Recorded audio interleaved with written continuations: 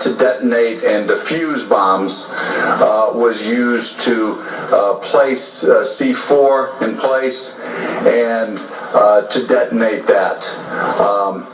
This was a man that we gave plenty of options to give himself up peacefully, and we spent a lot of time talking. He had a choice to come out and we would not harm him, or stay in and we would. He picked the latter.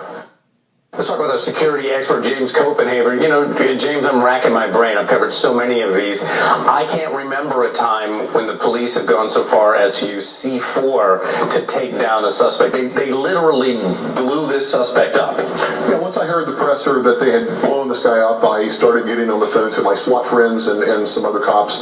No one's ever heard of this taking place in the U.S. prior to this. Now, certainly, there wasn't a lot of middle ground here. I've heard talk that, well, they just went out and killed this guy. They did. They went out and killed this guy because it didn't look like they had a lot of options. Neutralize him.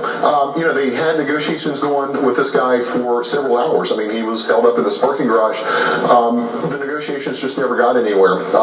During that time, he was firing shots at the negotiator and the SWAT team. So, you know, they had two options: either continue to negotiate and pray that no one else got shot by this guy, or go in and neutralize him, which is the choice they made.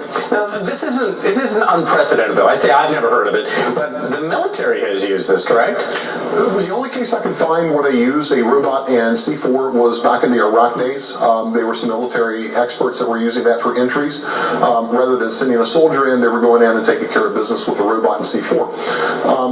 This is the first case I've heard of in the United States. Let me ask you one last question here. Had he taken out civilians, would the negotiations have gone on longer, or did the situation change because he killed 5 police officers? I think it's all the above. I mean, it's you're setting a pretty good tone if you're a bad guy and you take out 5 cops. That's setting a strong message. You're going to kill anyone. So I don't think the chief nor the mayor or anyone in that city board wanted to take a chance on this, and they stopped the threat before it became more of a threat and the loss of life. It seems like it is a last resort, doesn't it? I mean, just because it happened, you don't expect to see police, using this kind of a tactic again and again. No, like I said, it's unprecedented. I've not heard of any case like this. But kudos to the police chief and the SWAT commander who made this decision. It was a hard decision to make. But given the fact that this guy was creating mayhem and shooting anything that moved cop-wise, rather than risking the lives of more police officers to go in and engage this guy in the garage, they elected to use this robot and C4 to eliminate the threat.